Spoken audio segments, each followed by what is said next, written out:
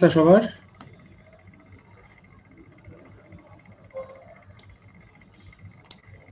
আসসালামু আলাইকুম স্যার। ওয়ালাইকুম আসসালাম। সবাই ভালো আছো? স্যার আমি ভালো আছি স্যার, আলহামদুলিল্লাহ। আপনি ভালো আছেন? আছি আলহামদুলিল্লাহ, এখন পর্যন্ত ভালো।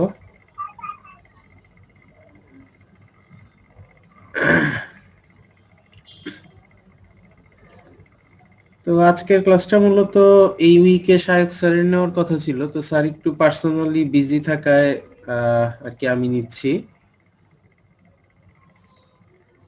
আর গত মঙ্গলবারে একটু কাজ পড়ে যাওয়াতে আসলে আজকে নিতে হচ্ছে। তো ইনশাল্লাহ আজকে আমরা ট্রাই করব যতটা আগানো যায় আর কি।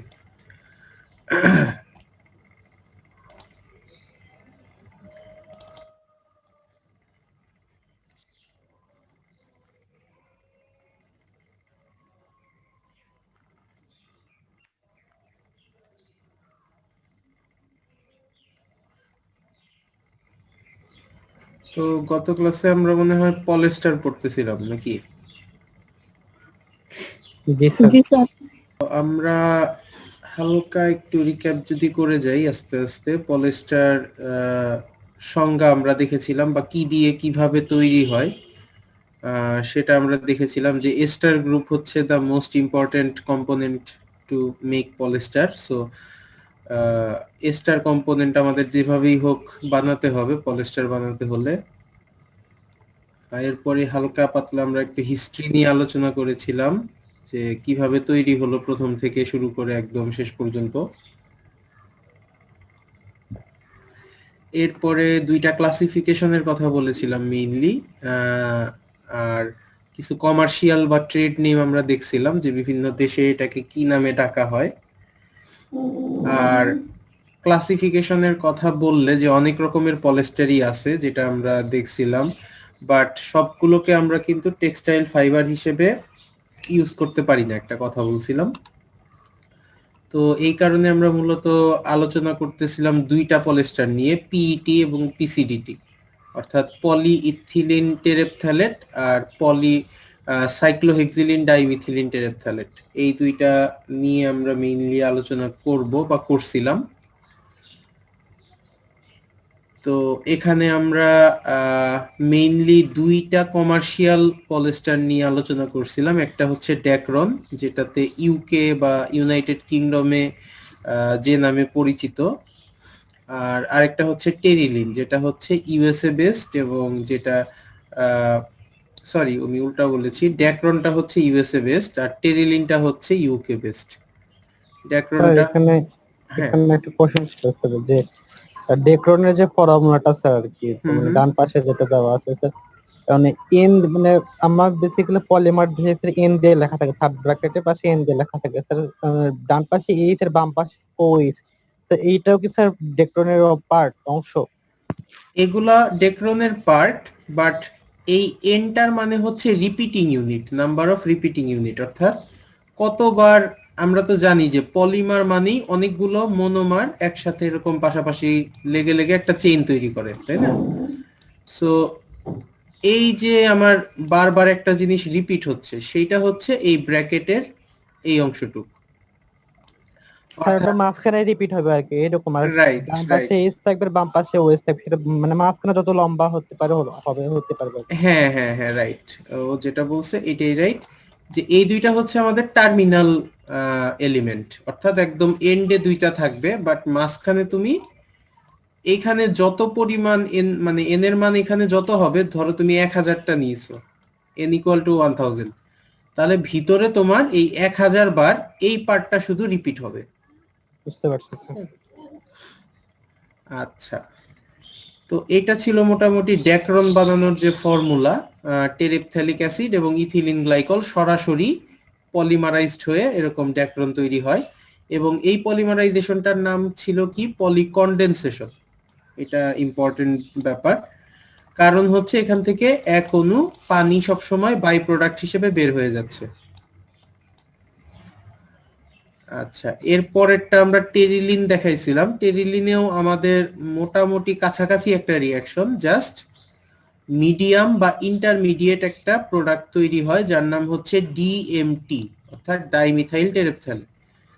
অর্থাৎ টেরিপথ্যালিক অ্যাসিড এবং আমরা মিথাইলের সাথে বিক্রিয়া করাই, যেখান থেকে এই মিথাইল পার্টটা এই হাইড্রোজেনটাকে রিপ্লেস করে। তাহলে যেটা তৈরি হয় সেটাই হচ্ছে ডিএমটি, এবং পরবর্তীতে এটা ইথিলিন গ্লাইকলের সাথে বিক্রিয়া করে এই পার্টটাতে সি ডাবলও গঠিত হয়, এবং সিমিলারলি এখানেও এই পার্টটাই বারবার রিপিট হয়। তো এটা হচ্ছে টেরিলিনের বিক্রিয়া ছিল। এরপরে আমরা ফিজিক্যালি দেখছিলাম যে কিভাবে একটা পাত্র নিয়ে সেখানে অ্যালকোহল এবং অ্যাসিড অ্যাড করে ফিজিক্যালি যখন নাড়াচাড়া করাই সেটার থেকে আমরা পলিমারটাকে পাই। অর্থাৎ ওইখানে যে টেরিলিন বা ড্যাক্রন তৈরি করলাম সেটার ফিজিক্যাল রূপ হচ্ছে এইটা।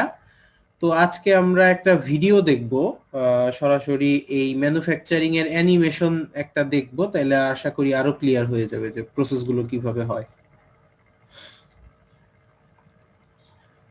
আচ্ছা, এরপরে পিসিডিটি যেটা, সেটাতেও খুব বেশি পার্থক্য নাই, টেরিপথ্যালিক অ্যাসিড থাকবে। আর এখানে জাস্ট ইথিলিন গ্লাইকলের বদলে আমাদের আরেকটা নতুন মনোমার নিয়ে আসতে হবে, যেটা হচ্ছে তোমার এই ডাইমিথিলিন সাইক্লোহেক্সিলিন ডাইমিথিলিন টেরেপথ্যালেট। যেটা টেরেপথ্যালেট পার্টটা আসে টেরিপথ্যালিক অ্যাসিড থেকে, আর এই পুরা পার্টটা আমাদের নতুন করে নিয়ে আসতে হবে এখানে। সো এখানে আমরা দেখতে পাচ্ছি যে সাইক্লোহেক্সেন মানে কি, 6টা কার্বনের একটা হেক্সেন, আর দুই পাশে কি থাকবে, ডাইমিথিলিন।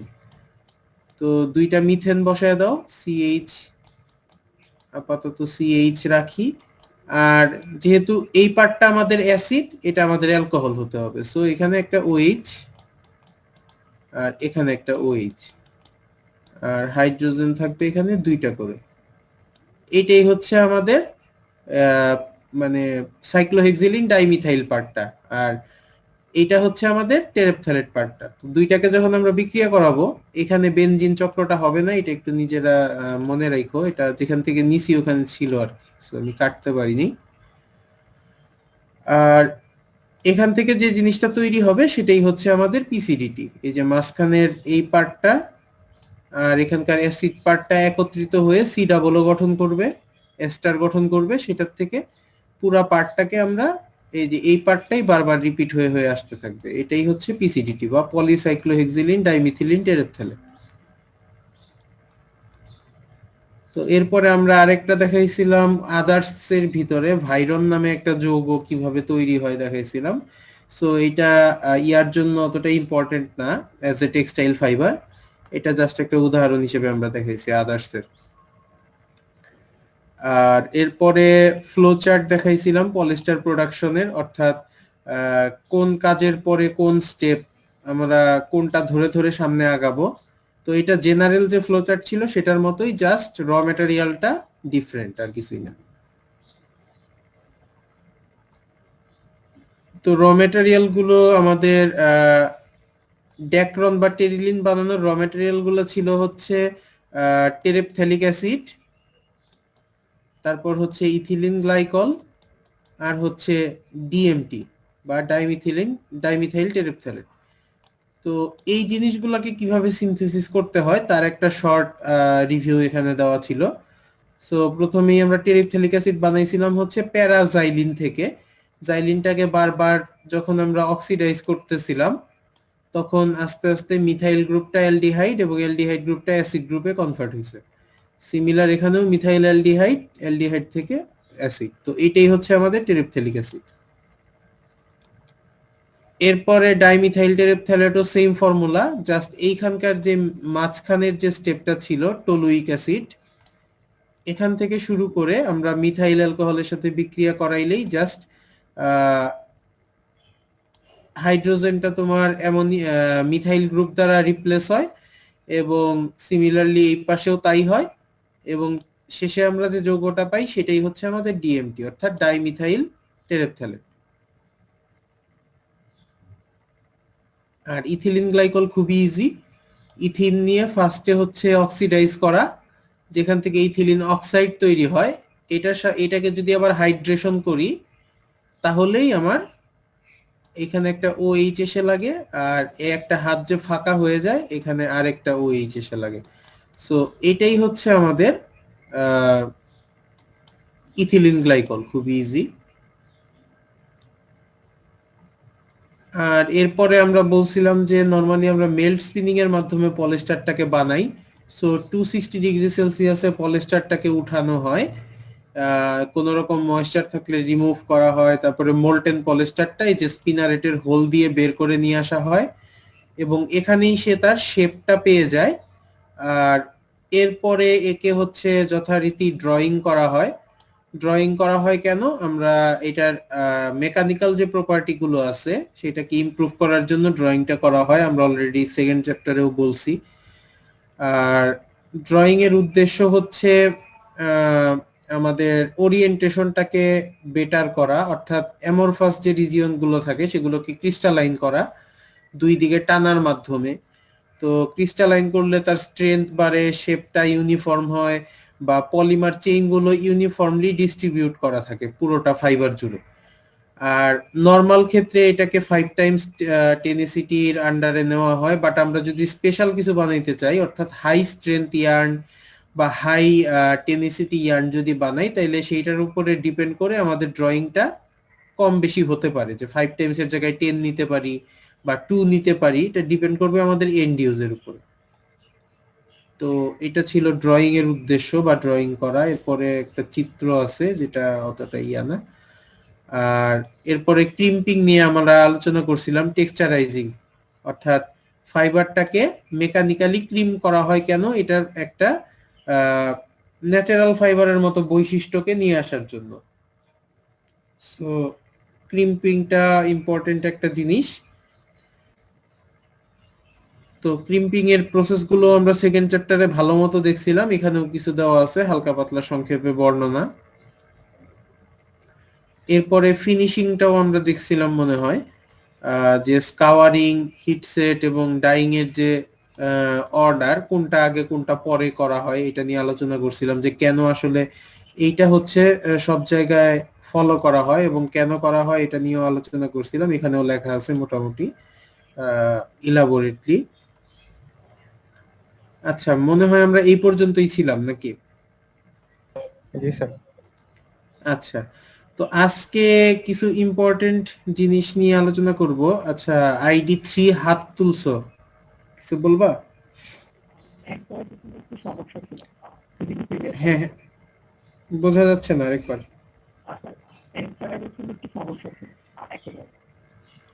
আচ্ছা, তোমার মাইক্রোফোনে মনে হয় সমস্যা, একটু চ্যাট বক্সে লিখো, আমি বুঝতেছি না তোমার কথা। একটু চ্যাট বক্সে লিখো, আমি তোমার কথা বুঝি নাই আসলে। টেক্সচারাইজেশনে কি সমস্যা বলো?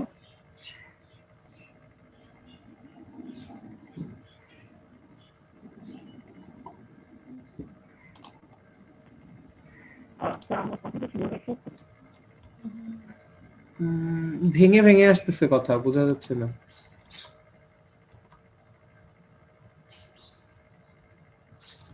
আচ্ছা, টেক্সচারাইজেশনটা আমি আরেকবার তাহলে একটু ছোট করে বর্ণনা করি।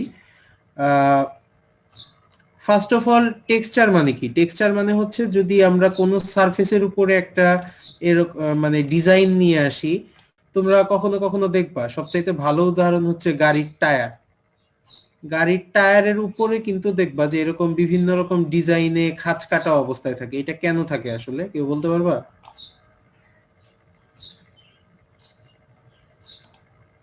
স্যার ঘর্ষণ অ্যাভয়েড করার জন্য এটা এখানে কিছু। আচ্ছা, গ্রিপের জন্য। রাইট, এটা সোজা কথায় বলতে গেলে গ্রিপের জন্য। কারণ রাস্তায় গাড়ি চলে, সো স্লিপ করাটা খুব স্বাভাবিক রাস্তার উপর দিয়ে। সো তোমার ইভেন জুতার ক্ষেত্রেও, জুতার তলায় দেখবা এরকম কাটা কাটা থাকে। এটার কারণ হচ্ছে একটা গ্রিপ পাওয়ার জন্য, শক্ত একটা ভিত্তি তৈরি করার জন্য, যাতে এটা স্লিপ না করে যায়। তো সিমিলারলি ফাইবারের ক্ষেত্রেও চিন্তা করো, তুমি যখন অনেকগুলো ফাইবারকে একসাথে নিয়ে সুতা বানাবা বা সুতার থেকে কাপড় বানাবা, তো পাশাপাশি দুইটা ফাইবারের মধ্যে কিন্তু গ্রিপিং এবিলিটিটা থাকতে হবে, নাহলে কিন্তু তারা একে অপরের উপর দিয়ে স্লিপ করে যাবে, তাই না? তো আমরা জানি যে সুতা বানানো হয় টুইস্টিং এর মাধ্যমে, মানে অনেকগুলো ফাইবার একসাথে নিয়ে আমরা টুইস্ট করি, মোচড় দেই দুই পাশ থেকে। তো যদি কোন রকম গ্রিপিং না থাকে আসলে, তাইলে কি হবে, আসলে মোচড় দিলে কিন্তু একটা ফাইবার আর একটা ফাইবারের উপর দিয়ে স্লিপ করে আলাদা হয়ে যাবে, সেপারেট হয়ে যাবে। সো এইটা অনেকটা ইম্পর্টেন্ট যে ফাইবারের সারফেসটা একদম 100% স্মুথ না হয়, এটার মধ্যেও একটু একটু এরকম ভাঁজ বা খাঁজ কাটা বা এই টাইপের খুবই মাইক্রো স্কেলে এই জিনিসটা যেন থাকে। তো আমরা যখন ম্যানমেড ফাইবার বানাচ্ছি তখন তো এটা একটা স্পিনারেটের হোল দিয়ে বের করতেছি। So in case of this, মানে আমাদের সারফেসটা কিন্তু স্মুথ হয়ে যাচ্ছে, কারণ যেখান দিয়ে সে লেগে বের হচ্ছে ওইখানে এরকম কোনো খাঁজ কাটা টাইপের অপশন নেই। তো তাইলে আমরা কি করতে পারি আসলে? তো এইটা করার জন্যই আসলে টেক্সচারাইজিং টেকনিকটার উদ্ভব। আর এইটা আসলে তুমি বিভিন্ন উপায়ে করতে পারো। যে আর যে বোঝে নাই ও বলছিল যে টুইস্ট, হিট, কুল, আনটুইস্ট, এই পদ্ধতিটা তার একটু প্রবলেম আছে। তো এইটাই আমি বলতেছি যে ধরো একটা ফাইবারকে যদি আমি টুইস্ট করি, টুইস্ট করলে কি হয়, ফাইবারটা কিন্তু আর এরকম সোজা থাকে না, এটা একটা স্পাইরাল ফর্মে এরকম চলে আসে, তাই না? যখন তুমি ঘোরাবা একটা ফাইবারকে, সে এরকম একটা স্পাইরাল শেপে চলে আসবে। আর তাইলে আমি এইটাকে একটা মানে এখানে একটা ক্রিম্পিং অথবা ভাঁজ অথবা রিঙ্কেল এই টাইপের কিছু সৃষ্টি করার জন্য এটা আমি করতে পারি। বাট নর্মাল কন্ডিশনে যদি আমি এরকম এটাকে বাঁকায়া বা স্পাইরাল করে বা টুইস্ট করে ছেড়ে দেই, তাহলে কি হবে, সে কিন্তু আবার আগের পজিশনে ফিরে যাবে, তাই না, নর্মাল কন্ডিশনে বা নর্মাল টেম্পারেচারে। বাট আমরা জানি যে পলিস্টার একটা থার্মোপ্লাস্টিক ফাইবার, যেটা নিয়ে আমরা একটু পরেই দেখব, থার্মাল কন্ডিশনে গিয়ে আলোচনা করব থার্মাল প্রপার্টি দেখার সময়। তো কোনো কিছু থার্মোপ্লাস্টিক মানে হচ্ছে তাকে যদি আমরা তাপ দেই বা হিট দেই, সেটা সেটার একটা ডিফর্মেশন ঘটে। অর্থাৎ সাপোজ আমরা এই ফাইবারটাকে এরকম একটা লম্বা ফাইবার আছে, এটাকে যদি আমি এরকম ভাবে বাঁকায়া যদি ছাইরা দিই, তাহলে ফাইবারটা আবার এরকম সোজা হয়ে যাবে। বাট যদি এটাকে আমি বাঁকাই এবং এখানে হিট দেই, হিটের অ্যাপ্লিকেশন নিয়ে আসি, তাপ দেই, খুব বেশি তাপ দিব না যে এটা গলে যায় এরকম না, মানে লেস দেন এর মেল্টিং টেম্পারেচার, তাপ দিয়ে যদি এটাকে ঠান্ডা করি, কুল করি, তাহলে দেখা যাবে সে এই পজিশনেই ফিক্স হয়ে গেছে, অর্থাৎ সে আর সোজা হবে না। তো তার এই ক্যারেক্টারিস্টিক্সটাকে আমরা বলি হচ্ছে থার্মোপ্লাস্টিক নেচার। সো আমরা যখন এই টেক্সচারাইজিংটাকে অ্যাপ্লাই করব, আমরা এটাকে যদি টুইস্ট করি, অর্থাৎ এটাকে এরকম স্পাইরাল ফর্মে নিয়ে গেলাম, এরপরে হিট দিলাম, হিট দিব কেন, এটাকে এই ফর্মেই ফিক্স করার জন্য। এরপরে কুল করে আনটুইস্ট করলাম, অর্থাৎ ঠান্ডা করলাম, ঠান্ডা করলে কি তার এই স্পাইরাল শেপটা ফিক্স হয়ে গেল। এরপরে আনটুইস্ট করে আমি যখন এটাকে সেপারেট করব অন্য আরেকটা ফাইবার থেকে, তখনও কিন্তু তার এরকম একটা শেপ থেকে যাবে। তো এটাই হচ্ছে তার আনটুইস্টের ব্যাপারটা বুঝলাম না স্যার। আচ্ছা, টুইস্ট যখন করবা তুমি কিন্তু কোনো কিছুকে একা একা টুইস্ট করতে পারবা না।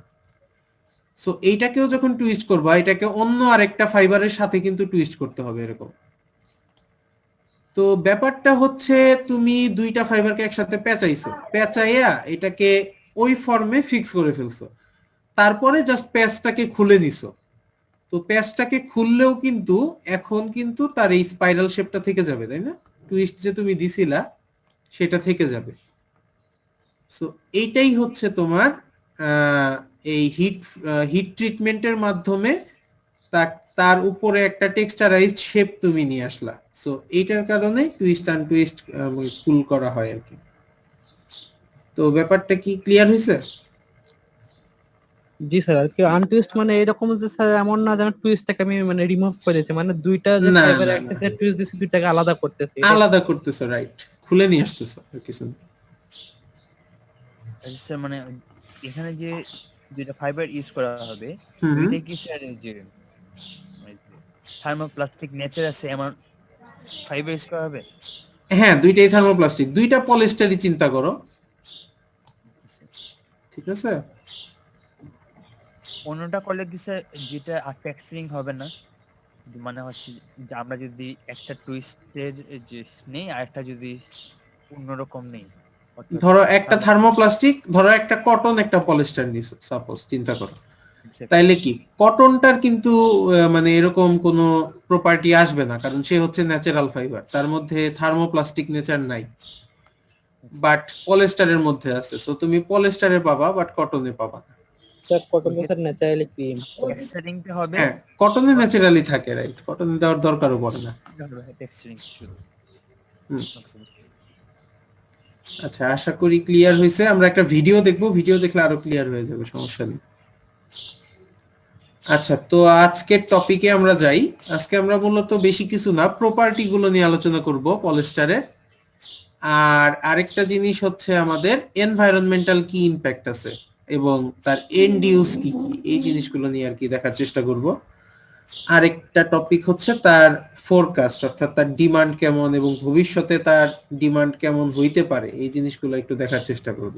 স্যার ছোট্ট একটা কোশ্চেন ছিল, যদি হ্যাঁ, ডিটেলসে যাওয়ার আগে সেটা মানে হ্যাঁ, প্রথমে বললাম স্যার আসলে টেক্সট এর মধ্যে মানে পলিস্টারের যে যত কয়েক ধরনের প্রকারভেদ আছে স্যার, মানে অনেক রকম পলিস্টার আছে স্যার। রাইট, এর হ্যাঁ, মধ্যে স্যার মানে টেক্সটাইল ফাইবার কোনগুলো, সেটা যে বললেন স্যার, যেগুলো আইল্যান্ড স্যার সেগুলো কিছু টেক্সটাইল ফাইবার, যেটা স্যার হ্যাঁ, হ্যাঁ, ড্যাক্রন, হ্যাঁ, তারপর টেরিন, এগুলোই স্যার মানে ওগুলো কয়টা পড়লে হতেছে যে একটা আপনি উদাহরণ দিয়েছেন।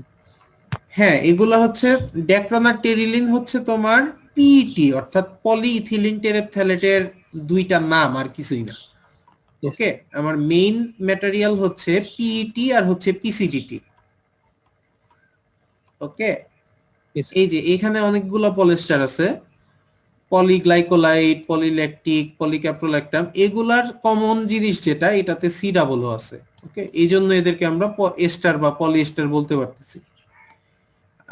কিন্তু এদের মধ্যেও সব মানে যেটা most commonly used as a fibre, যেটা দিয়ে তুমি সুতা বানাও, কাপড় বানাও এবং যেটা আমরা পরিধান করি, সেটা হচ্ছে তোমার এই পিইটি, আর কিছু ক্ষেত্রে আছে পিসিডিটি।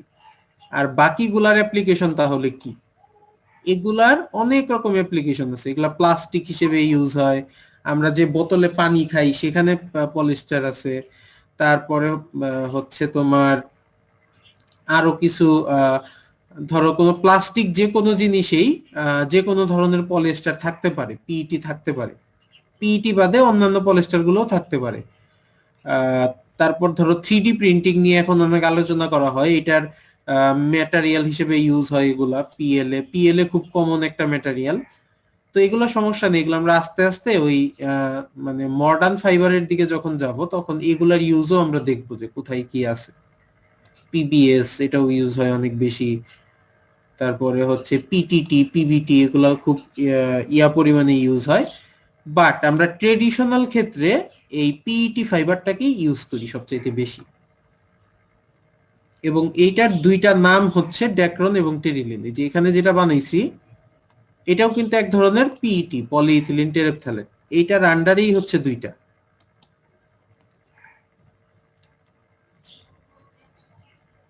আচ্ছা, আশা করি ক্লিয়ার হয়েছে।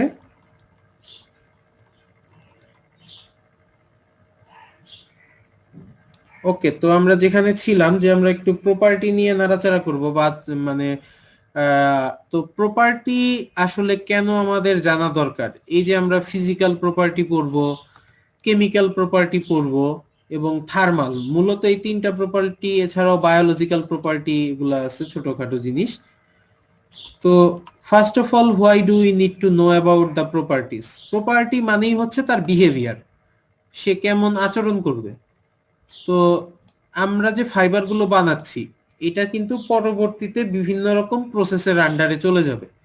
মানে ফাইবার থেকে যখন আমরা সুতা বানাবো এবং সুতার থেকে কাপড় বানাবো, সেটাকে যখন রং করব, ডাইং করব, বা সেটাকে কেটে যখন আমরা ফাইনালি কাপড় বা অ্যাপারেল বানাবো, গার্মেন্টস বানাবো, তো এই এত কাজ যে করব, এর মধ্যে কিন্তু সে বিভিন্ন রকম কন্ডিশনে, বিভিন্ন রকম প্রসেসের আন্ডারে চলে আসবে। তো ফিজিক্যালি তার মধ্যে কি কি পরিবর্তন ঘটতে পারে বিভিন্ন পরিবেশে সেটা আমরা বোঝার জন্য ফিজিক্যাল প্রপার্টি গুলো দেখব। তারপর তাকে যদি আমি বিভিন্ন রকম কেমিক্যালে সংস্পর্শে নিয়ে আসি, সে কেমন আচরণ করবে সেটার জন্য আমাদের কেমিক্যাল প্রপার্টি জানা দরকার। তারপর বিভিন্ন রকম টেম্পারেচারের সংস্পর্শে আসলে তার আসলে কি পরিবর্তন ঘটবে বা আমরা কি এক্সপেক্ট করতে পারি। ধরো আমরা তার মেল্টিং টেম্পারেচার জানি না, তো আমি যখন এটাকে ডাইং করব, ইয়াটাকে ফেব্রিকটাকে বা এই ফাইবারটাকে যখন সুতা বানায় ডাই করব, রং করব, তখন দেখা গেল আমি এই যে 250-এর জায়গায় 300 ডিগ্রি তুলে দিলাম, তাহলে কি হবে? ফাইবারটা গলে যাবে। আলটিমেটলি গলে গেলে কি আমাদের প্রপার্টি নষ্ট হয়ে যাবে, ফাইবার ফেব্রিক সব নষ্ট হয়ে যাবে। তো এই কারণে আমাদের জানা দরকার যে বিভিন্ন পরিবেশে তার আচরণটা কেমন। সো দ্যাটস ওয়াই আমাদের প্রপার্টি সম্পর্কে জানা দরকার। তো ফিজিক্যাল প্রপার্টির কথা বললেই প্রথমে আসে টেনিসিটি বা টেনজাইল স্ট্রেংথ, যেটা অর্থাৎ এই ফাইবারটাকে কিন্তু তুমি অনেক রকম স্ট্রেস, স্ট্রেইন বা মেকানিক্যাল পুল, পুশ এই ধরনের মানে কন্ডিশনের মধ্য দিয়ে নিয়ে যেতে হবে। এটাকে তুমি যখন টুইস্ট করাবা, এর উপরে একটা লোড ক্রিয়েট হবে। এটাকে যখন তুমি মানে অন্য একটা প্রসেসের মধ্য দিয়ে নিয়ে যাবা, ড্রাফটিং করবা, ড্রয়িং করবা, টানবা, এটার উপরে বিভিন্ন রকম স্ট্রেংথ অ্যাপ্লাই হবে। তো আমাদের আগে বুঝতে হবে যে সে কি এই স্ট্রেংথটা নিতে পারবে নাকি আগেই ছিঁড়ে যাবে, আগে ফেল করে যাবে। সো দ্যাটস ওয়াই টেনিসিটি সম্পর্কে জানাটা এক্সট্রিমলি ইম্পর্টেন্ট ফর ফাইবার। তো আমরা ম্যানুফ্যাকচারিং এর সময় বলছিলাম যে ড্রয়িং কন্ট্রোল করার মাধ্যমে কিন্তু আমরা এই প্রপার্টিটাকে খুব ভালো রকম কন্ট্রোল করতে পারি। সাপোজ আমাদের বিভিন্ন রকম ইউজ থাকতে পারে ফাইবারের, তাই না? একটা ফাইবার দিয়ে তুমি দড়ি বানাইতে পারো, রোপ বানাইতে পারো, আবার একটা ফাইবার দিয়ে তুমি টি শার্টও বানাইতে পারো। তো তুমি যে ফাইবারটা দিয়ে দড়ি বানাবা আর যে ফাইবারটা দিয়ে টি শার্ট বানাবা, দুইটার স্ট্রেংথ কিন্তু সেম হবে না, তাই না? যেটা দড়ি সেটার স্ট্রেংথ অবভিয়াসলি বেটার হইতে হবে, কারণ দড়ি বানানোর উদ্দেশ্যই এইটা যে সে ভালো একটা স্ট্রেংথ নিতে পারে। আর টি শার্ট যদি তুমি বেশি স্ট্রেংথের ফাইবার নিয়ে বানাইতে যাও, দেখা যাবে সেটার কমফোর্ট কমে যাবে, কমফোর্টেবিলিটি থাকবে না, বা ময়েশ্চার অ্যাবজর্পশন কমে যাবে। সো এইখানে তুমি একটা বাড়াইতে গেলে আরেকটা কমে যায়, এরকম একটা ব্যালেন্সিং সিচুয়েশন ক্রিয়েট করতে হবে আর কি। তাহলে আমরা যদি দড়ির জন্য সুতা ফাইবার বানাই, তাহলে আমাদের এই যে এরকম হাই টেনিসিটি ফিলামেন্ট লাগবে, বা যেটা তোমার বেশি স্ট্রেংথ নিতে পারবে। আর যদি তোমার টি শার্টের জন্য বানাও, সেটাতে আসলে এত স্ট্রেংথ আমাদের না হইলেও চলবে, নর্মাল টেনিসিটি ফিলামেন্ট নিলেই চলবে। আর এইটাকে আমরা কিভাবে কন্ট্রোল করব? এই যে ড্রয়িংটাকে কন্ট্রোল করার মাধ্যমে। অর্থাৎ ড্রয়িং রেশিও কত হবে, এটাকে কি আমি 5 টাইমস লম্বা করব নাকি 10 টাইমস লম্বা করব? যত বেশি ড্রয়িং করব তত তার ক্রিস্টালাইনিটি বাড়বে, তাই না? আমরা সবাই জানি যে ড্রয়িং করলে ওরিয়েন্টেশন ভালো হয়, ক্রিস্টালাইনিটি বাড়ে, আর যত বেশি ক্রিস্টালাইনিটি বাড়বে তত তার স্ট্রেংথও বাড়বে। একটা যদি নির্দিষ্ট আমরা ডায়ামিটার কল্পনা করি, ধরো দুইটা ফিলামেন্ট আছে যাদের ডায়ামিটার সেম, অর্থাৎ তাদের ডেনিয়ার ভ্যালু বা থিকনেস হচ্ছে সেম, আর একটা আছে তোমার 10 টাইমস ড্র করা আর একটা আছে 5 টাইমস ড্র করা, তাহলে কোনটার স্ট্রেংথ ভালো হবে? 10 টাইমস 10 টাইমস এর স্ট্রেংথ ভালো হবে, কারণ তার ওরিয়েন্টেশন বেটার, অ্যামরফাসনেস কম, ক্রিস্টালাইনিটি বেশি, দ্যাটস ওয়াই। তো এরকম আর কি জিনিসটা। তাহলে আমরা আমাদের এন্ড ইউজের উপরে ডিপেন্ড করে টেনিসিটিটা কন্ট্রোল করতে পারি, এবং টেনিসিটি কন্ট্রোল করার সিস্টেম হচ্ছে কি ড্রয়িং এর মাধ্যমে। আর এখানে যে এককটা আমরা ইউজ করছি গ্রাম পার ডেনিয়ার, এটার মানে হচ্ছে আমরা সবাই জানি যে 1 ডেনিয়ার, আমরা বলছিলাম যে 9000 মিটার ফিলামেন্টের ওজন যদি 1 গ্রাম হয় সেটাকে আমরা 1 ডেনিয়ার বলতে পারি। 1 ডেনিয়ার ফিলামেন্ট, এটা হচ্ছে একটা থিকনেস মাপার একক। আর 7 to 8 গ্রাম পার ডেনিয়ারের মানে হচ্ছে তুমি যদি এই 1 ডেনিয়ারের একটা ফিলামেন্ট নিয়ে এটার উপরে 7 থেকে 8 গ্রাম লোড ঝুলায় দাও, তাইলে এই পর্যন্ত সে নিতে পারবে লোডটাকে, অর্থাৎ ছিঁড়ে যাবে না, বাট যদি এটাকে 10, 11, 12 এরকম করে দাও তাহলে সুতাটা ফেল করে যাবে, ফিলামেন্টটা ফেল করে যাবে, ছিঁড়ে যাবে। সো এইটার পরিমাপের একক হচ্ছে এই গ্রাম পার ডেনিয়ার। আরেকটা একক আছে যেটাকে আমরা বলি হচ্ছে সিএন পার টেক্স। ওইটা নর্মালি তোমার ন্যাচারাল ফাইবারের ক্ষেত্রে ইউজ হয়। টেক্সও হচ্ছে ডেনিয়ারের মতো একটা একক। এইটাতে জাস্ট এই 9000 মিটারের জায়গায় 1000 মিটার, অর্থাৎ 1000 মিটারের ওজন যদি 1 গ্রাম হয় তাকে আমরা বলি 1 টেক্স। আর সিএন মানে হচ্ছে সেন্টি নিউটন, অর্থাৎ নিউটন আমরা জানি বলের একক নিউটন, কত বল প্রয়োগ করতেছি, আর তার সেন্টিমিটার বা সেন্টি পজিশনের ভ্যালু হচ্ছে সেন্টি নিউটন। তাইলে 1 টেক্সের উপরে কত সেন্টি নিউটন আমরা বল অ্যাপ্লাই করলে সেটা ছিঁড়ে যায়, সেটা দিয়ে আমরা সিএন পার টেক্স এই এককেও বের করতে পারি। সো দুইটা এককই প্রযোজ্য, কোনো সমস্যা নেই। আর নর্মালটার টেনিসিটি অবভিয়াসলি একটু কম হবে, 4 থেকে 5। আর স্টেপল ফাইবারগুলো যেহেতু লেন্থে অনেক ছোট সেহেতু তাদের স্ট্রেংথ একটু কমেই যায়। আর এটা হচ্ছে 3.5 to 4 গ্রাম পার ডেনিয়ার এরকম। ওকে, নেক্সট যে প্রপার্টি সেটা হচ্ছে ইলংগেশন, অর্থাৎ একটা ফাইবারকে তুমি টানলে সেটা কতটুকু লম্বা হইতে পারে, এটা হচ্ছে তার একটা প্রপার্টি।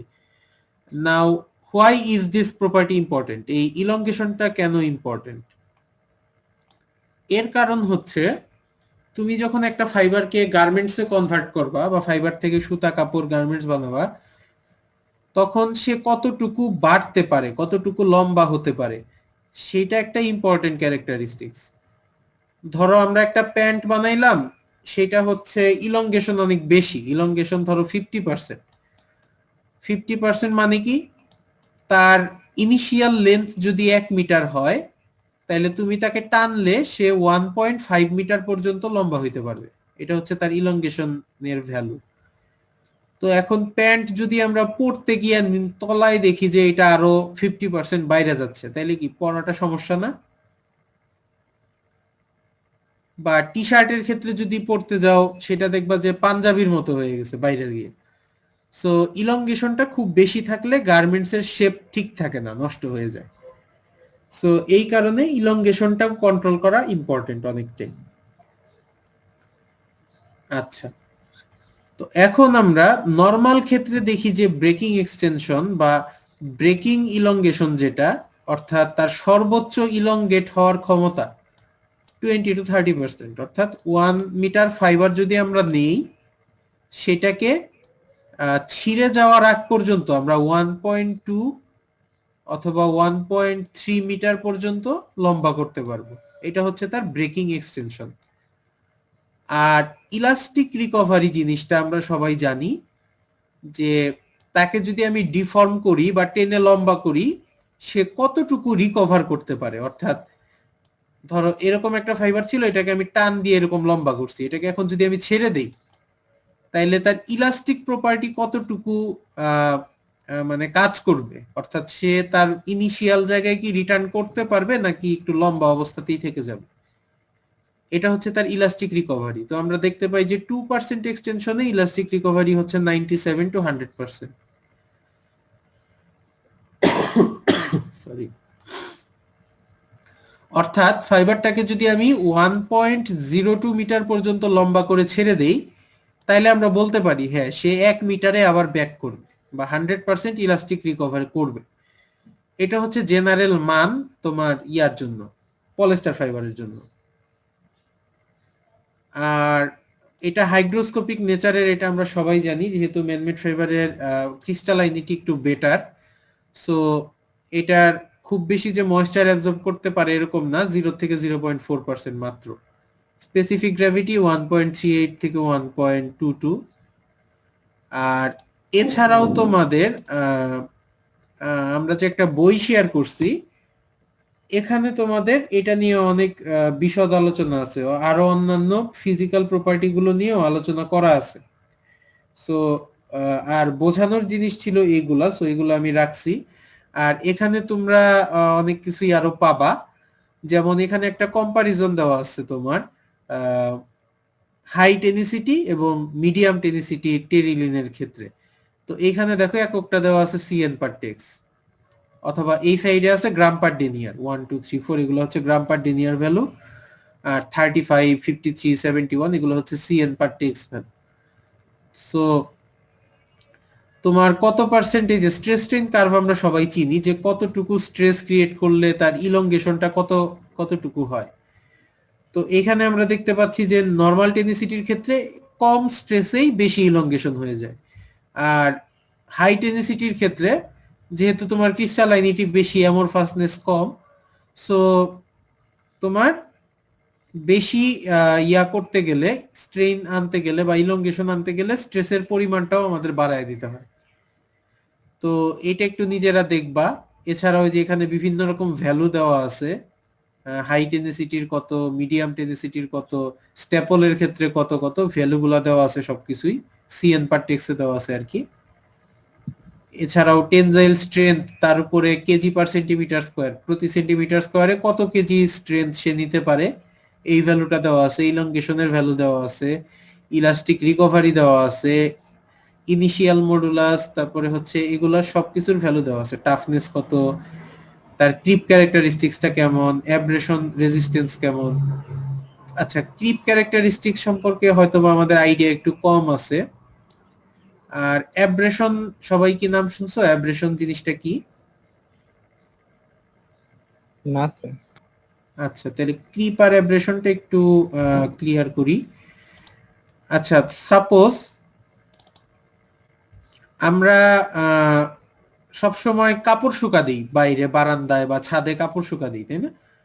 তো কাপড় শুকা দেওয়ার সিস্টেমটা কি? এরকম একটা দড়ি লাগানো থাকে এই মাথা থেকে ওই মাথায়, এখানে আমরা একটা কাপড় ঝুলাইয়া দিই, তাই না? তো কাপড়ের নিজস্ব একটা লোড আছে। তো এইখানে যখন আমি জিনিসটাকে ঝুলাই, এটা কিন্তু একটু নিচের দিকে ডিফর্ম হয়ে যায়, এই আমাদের তারটা, তাই না? একটু নিচের দিকে বেঁকে যায়। এখন এই কাপড়টাকে যদি তুমি দীর্ঘদিন এইভাবেই রেখে দাও, তাইলে দীর্ঘদিন পরে যখন কাপড়টাকে উঠাবা, দেখা যাবে কি আমাদের তারটা কিন্তু এরকমই একটু বেঁকে গেছে, মানে পার্মানেন্টলি এরকম সে একটা ডিফরমেশনের আন্ডারে চলে আসছে, অর্থাৎ সে আর এরকম সোজা নেই। তো এই যে ক্যারেক্টারিস্টিক্সটা, এটাই হচ্ছে সহজ কথায় ক্রিপ ক্যারেক্টারিস্টিক্স। অর্থাৎ তুমি একটা ফাইবারের কথা যদি চিন্তা করো, তারের সাথে কম্পেয়ার করো, এইটার উপরে যদি তুমি দীর্ঘ সময় যাবত একটা লোড এরকম রেখে দাও নির্দিষ্ট, তাইলে কিন্তু তার একটা এরকম ডিফরমেশন ঘটবে বা সে একটু বেঁকে যাবে, সোজা কথা। তো এই যে ক্যারেক্টারিস্টিক্সটা, এটাই হচ্ছে তার ক্রিপ ক্যারেক্টারিস্টিক্স। তো ফাইবারও তো তোমার বিভিন্ন সময়ে বিভিন্ন রকম ফোর্সের আন্ডারে থাকে, তাই না? তো এটাও যদি এরকম বেঁকে যায় দীর্ঘদিন ফোর্সের আন্ডারে থাকলে, তাহলে আমরা বলতে পারবো যে তার ক্রিপ রেজিস্ট্যান্স কম, অর্থাৎ কম থাকায় সে অল্পতেই এরকম বেঁকে গেছে। বাট তার ক্রিপ রেজিস্ট্যান্স যদি ভালো হয়, তাহলে এই যে ফাইবারটা তুমি রাখছো লোডের আন্ডারে, লোডটা তোলার সাথে সাথে ফাইবারটা আবার সোজা হয়ে যাবে, তাইলে তখন আমরা বলবো যে হ্যাঁ, তার ক্রিপ ক্যারেক্টারিস্টিক্সটা ভালো। ওকে, ক্লিয়ার হয়েছে? জি স্যার। আচ্ছা, আর এইটার একটা টেস্ট তোমরা টিটিকিউসি ল্যাবে করবা, টেস্টিং এন্ড কোয়ালিটি কন্ট্রোল ল্যাবে, যে কোনটার ক্রিপ ক্যারেক্টারিস্টিক্স কেমন বিভিন্ন ফাইবার নিয়ে। সো তখন আরো ক্লিয়ার হয়ে যাবে। আর অ্যাব্রেশন, অ্যাব্রেশন জিনিসটা হচ্ছে ক্ষয় হয়ে যাওয়া। আমরা অনেক সময় দেখি না যে দীর্ঘদিন একটা শার্ট বা একটা কাপড় পরতে পরতে পরতে পরতে ওইটা ক্ষয় হয়ে আস্তে আস্তে ছিঁড়ে যায় কোনো কোনো জায়গায়। তো এই যে ক্ষয় হয়ে যাওয়াটা, এটাই হচ্ছে অ্যাব্রেশন। আর ক্ষয় যদি খুব বেশি না হয়, অর্থাৎ সেটাকে যদি সে রেজিস্ট করতে পারে, সেটাকেই আমরা বলি হচ্ছে তার অ্যাব্রেশন রেজিস্টিং ক্যাপাবিলিটি বা অ্যাব্রেশন রেজিস্ট করার প্রপার্টি। তো নরমালি আমরা দেখতে পাই, যদি একটা শার্টের কথাই চিন্তা করি, শার্টটা কোথায় আগে ছিঁড়ে? নরমালি দেখা যায় যে তোমার এই যে আর্মপিট, যেটা বগলের তলা, এখানে বেশি ছিঁড়ে, অথবা এই যে কনুই যেখানে ভাঁজ হয় সেখানে বেশি ছিঁড়ে। এর কারণটা হচ্ছে এই জায়গাগুলাতে আমাদের ফ্যাব্রিক গুলা যেটা দিয়ে আমরা কাপড় বানাই, সেটা বেশি বেশি ফ্রিকশনের আন্ডারে আসে, অর্থাৎ অনেক বেশি বেশি ঘর্ষণ ফিল করে। সো যত বেশি ঘষা খাবে তত বেশি তার অ্যাব্রেশন হওয়ার মানে পসিবিলিটি বাড়তে থাকবে এবং আস্তে আস্তে ছিঁড়ে যাবে। তো আসলে পলিস্টারের ঘর্ষণ রেজিস্ট করার অ্যাবিলিটিটা কেমন, এটা আসলে এখানে লেখা আছে। Terylene is of high order compare to most textile fibre, অর্থাৎ মোস্ট টেক্সটাইল ফাইবারের থেকে টেরিলিনের এটা রেজিস্ট করার ক্যাপাবিলিটি বেশি, এরকম আর কি। তো প্রপার্টি গুলো নিজেরা একটু পড়ে নিও, অত বেশি এখানে বোঝানোর কিছু নেই। আচ্ছা, তো এরপরে আমরা যাই হচ্ছে কেমিক্যাল প্রপার্টিতে। ফিজিক্যাল গুলো দেখলাম, ফিজিক্যালি তার উপরে কি কি প্রেসার পড়ে, সে কিভাবে এগুলো হ্যান্ডেল করে এটা আমরা জানি। কেমিক্যালি যদি আসি, কেমিক্যাল আসলে কি কি আমরা ইউজ করি। কেমিক্যালের মধ্যে যেহেতু ময়েশ্চার একটা লিকুইড, এটাকে কেমিক্যালের আন্ডারে ফেলা হয়েছে। ব্লিচিং যদি আমরা করি, অ্যাসিড লাগতে পারে, ক্ষার বা অ্যালকালি লাগতে পারে, বিভিন্ন অর্গানিক সলভেন্টে আমরা এটাকে ডুবাইতে পারি, বিভিন্ন সময় লাগতে পারে।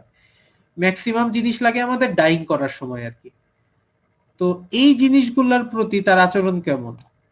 তো যেহেতু এরা হচ্ছে মেইনলি থার্মোপ্লাস্টিক ফাইবার এবং যেহেতু তারা ক্রিস্টালাইন ফাইবার, হাইগ্রোস্কোপিক নেচারের, সো এই জিনিসগুলো জাস্ট এদের সারফেসের উপরে কাজ করে, বাট ভেতরে ঢোকার ইয়াটা কমে যায়, পসিবিলিটি কম, যেহেতু তার প্যাকেবিলিটি বেশি, ক্রিস্টালাইনিটি বেশি, ওরিয়েন্টেশন বেশি, প্যাকড, ঘন ঘন করে সাজানো, সো ভেতরে ঢুকতে পারে না। আর ভেতরে না ঢুকলে এর খুব একটা যে ক্ষতি করতে পারবে বা একে ডিগ্রেড করে দিতে পারবে এরকমও না।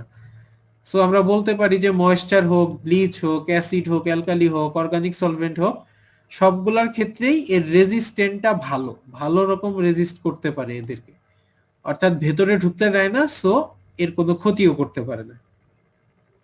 ওকে, আর তাইলে একটা প্রবলেম হচ্ছে আমাদের ডাইং এর ক্ষেত্রে। আমরা জানি যে মোস্ট অফ দা ডাইং এর ক্ষেত্রে আমাদের কোনো একটা মিডিয়াম ইউজ করতে হয়, আইদার অ্যাসিডে দিতে হয় অথবা অ্যালকালিতে দিতে হয়, সলিউশন বানাইতে হয় মেইন কথা, বা পানিতে সলিউশন বানাইতে হয়, আমরা জানি সবাই, বা সামনেও আরো পড়বা যে কোনটার রেসিপি কেমন। এখানে দেখবা যে 80-20, অর্থাৎ 80% কোনো সলভেন্ট দিবা, 20% ডাই পার্টিকেল দিবা, অর্থাৎ এটা পানির মতো কিছু একটা দিবা, এটা হচ্ছে তোমার রং দিবা, এরকম আর কি। তো যদি এগুলা ভিতরে না ঢুকতে পারে তাহলে তো ডাইং করাটাও টাফ, কারণ সে পানিটা রং নিয়ে ভিতরে ঢুকতে পারতেছে না, তাহলে ডাইং ভালো হবে না নিশ্চিত ভাবে। সারফেসে লেগে থাকলে এটাকে ধুইলেই আবার পরিষ্কার হয়ে যাবে, সো ডাইং এর রেজিস্ট্যান্স কম। তাইলে এটাকে আমরা কিভাবে ডাই করব, ঘটনা হইলো এটা। এখন এটার জন্য একটা স্পেশাল ডাই আছে যেটার নাম হচ্ছে ডিসপার্স ডাই। এই ডিসপার্স ডাই দিয়ে আমরা এটাকে ডাই করতে পারি, অথবা পিগমেন্ট দিয়ে ডাই করতে পারি। পিগমেন্ট আমরা নরমালি প্রিন্টের ক্ষেত্রে ইউজ হয়, যে ফাইবারের সারফেসে যেটা লেগে থাকে সেটা হচ্ছে পিগমেন্ট, বাইন্ডার দিয়ে লাগানো হয়। আর ডিসপার্স হচ্ছে একটা স্পেশাল টাইপস অফ ডাই, যেটা তোমরা ইয়েতে ডিটেলসে পড়বা আর কি, ওয়েট প্রসেসিং 1 এর ডিটেলসে পড়বা, তখন ক্লিয়ার হয়ে যাবে। সো এখানে আমরা নরমাল ডিরেক্ট ডাই বা ভ্যাট ডাই বা সালফার ডাই, অ্যাজো ডাই, এই ডাইগুলা করতে পারি না, বা করলেও ভালো রেজাল্ট আসে না। সো দ্যাটস ওয়াই এখানে ডিসপার্স ডাই ইউজ করা হয়।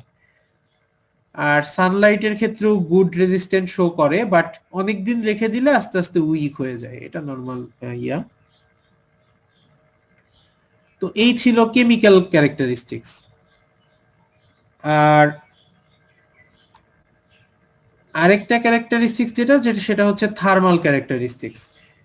তো থার্মাল ক্যারেক্টারিস্টিক্সটা হচ্ছে তোমার নরমালি আমরা বলছি যে টেম্পারেচারের আন্ডারে তার আচরণটা কেমন। সো এখানে বিভিন্ন রকম টেম্পারেচার দেওয়া আছে, softening temperature, melting, sticking, ironing, glass transition, অর্থাৎ কোন টেম্পারেচারে সে এই ইয়াগুলা দেখায় আর কি। সফেনিং যেখানে সে একটু সফট হয়ে যায়, তারপরে মেল্টিং তো আমরা জানি যেটাতে মেল্ট হয়ে যায়, স্টিকিং মানে হচ্ছে একটু আঠালো আঠালো ভাব চলে আসে, এরকম একটা টেম্পারেচার। আয়রনিং হচ্ছে আমরা এটাকে আয়রন করার সময় কোন টেম্পারেচারে করব। গ্লাস ট্রানজিশন হচ্ছে তার সলিড ফেজ থেকে লিকুইড ফেজের দিকে কোন টেম্পারেচারে সে মুভ করে, সেই টেম্পারেচারটা।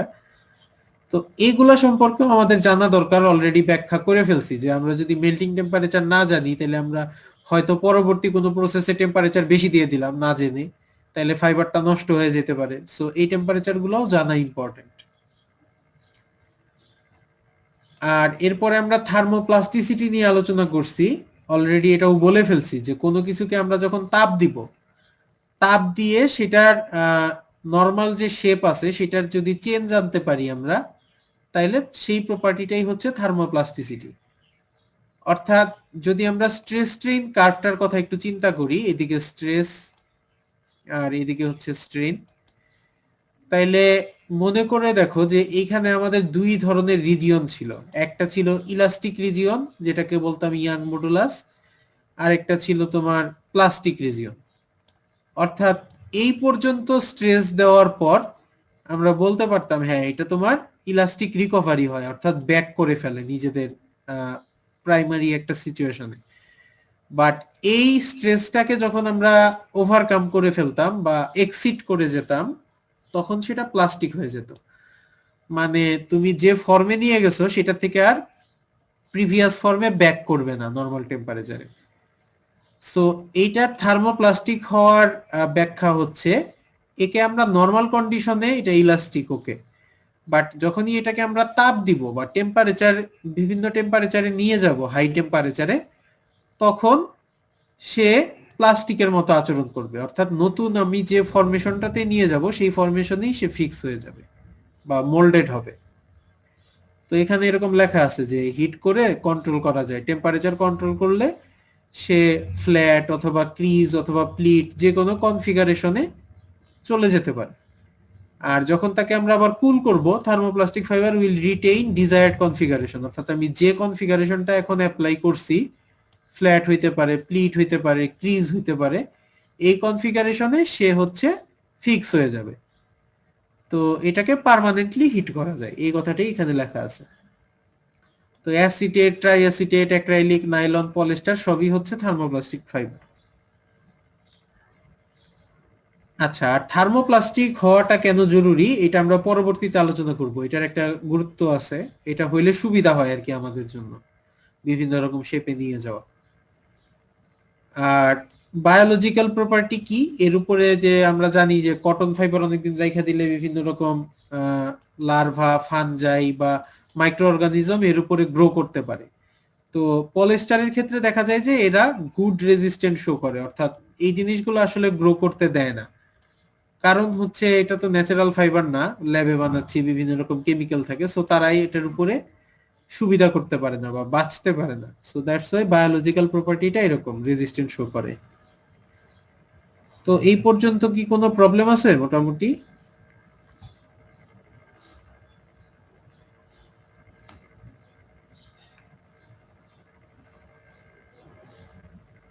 আচ্ছা, ধরে নিচ্ছি নাই।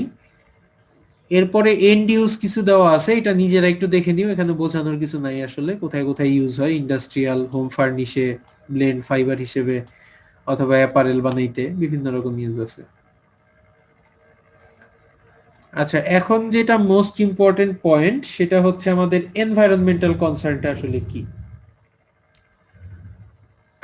অর্থাৎ আমরা জানি যে ইদানিং এটা নিয়ে খুব বেশি আলোচনা হচ্ছে যে আমরা যে শুধুমাত্র পলিস্টার না, যে কোনো ধরনের প্লাস্টিক ম্যাটেরিয়াল হইতে পারে, পলিথিন বা যেটা বায়োডিগ্রেডেবল না, বা চিপসের প্যাকেট বা বোতল প্লাস্টিকের, এগুলো আমরা যেখানে সেখানে ফেলে দিই, তাই না? তো এইটার আসলে কি ইম্প্যাক্ট আছে এনভায়রনমেন্টের উপরে, সেটা নিয়ে এখানে আলোচনা। আর পলিস্টার ফাইবার যেটা, এটা যেহেতু শুধুমাত্র টেক্সটাইলেই সীমাবদ্ধ না, আরো অনেক ইউজ আছে, সো এইটারও একটা বেশ গুরুত্বপূর্ণ ইফেক্ট আছে। তো আমাদের যে প্লাস্টিক পলিউশন, এটার ম্যাক্সিমামটা বলতে কি অনেকটাই কন্ট্রিবিউট করে হচ্ছে আমাদের এই টেক্সটাইল সিনথেটিক ফ্যাব্রিক গুলা বা টেক্সটাইল রিলেটেড যে জিনিসগুলো আছে যেটা সিনথেটিক।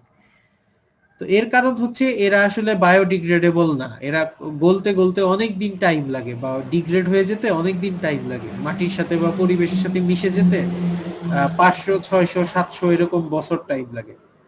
সো ওই দিক থেকে চিন্তা করলে আমরা যে প্রতিদিন এই ময়লাগুলো ফেলি বা ওশেনে মাইক্রোপ্লাস্টিক পলিউশন করতেছি, এটা আসলে কি হয়, ধরো আমরা পানিতে প্লাস্টিক দ্রব্যগুলো ফেলতেছি, তাহলে এটা থাকতে থাকতে একসময় ডিসইন্টিগ্রেট হয়ে যায়, অর্থাৎ ঠিক ডিকম্পোজ হয় না বা নষ্ট হয় না, গলে যায় না, জাস্ট ডিসইন্টিগ্রেট, মানে সেপারেট হয়ে যায় এরকম মাইক্রো স্কেলে, যেগুলোকে আমরা বলি হচ্ছে মাইক্রোপ্লাস্টিক।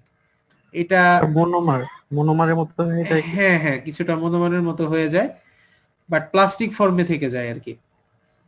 তো এইটা মাছ বা বিভিন্ন জলজ প্রাণী তারা গ্রহণ করে, বা আলটিমেটলি আমরা মাছ যখন খাই বা অন্য কোনো সামুদ্রিক শৈবাল টৈবাল এগুলো যখন খাই বা অ্যাকোয়াটিক কিছু যখন আমরা খাই, সেটা আমাদের শরীরেও চলে আসে।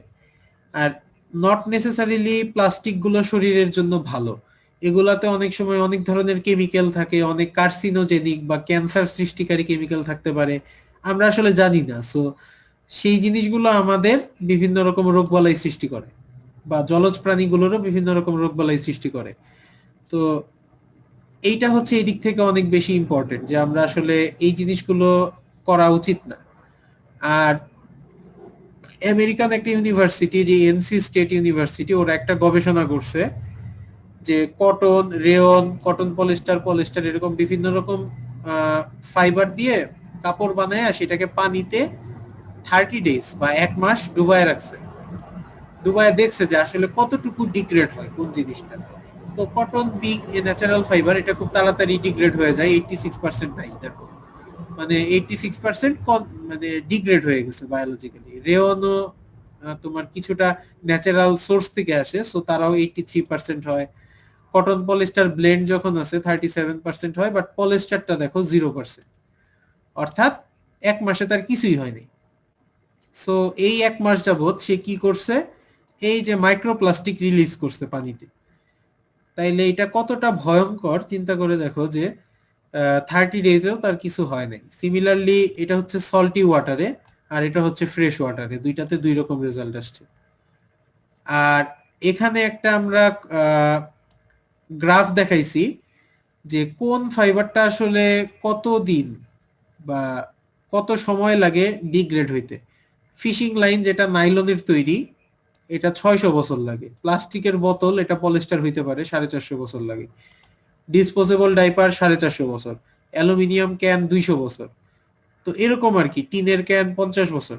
সো এত দিন যাবত সে যদি তোমার এরকম মাইক্রোপ্লাস্টিক রিলিজ করতে থাকে, তাহলে আসলে অবস্থাটা কি দাঁড়াবে।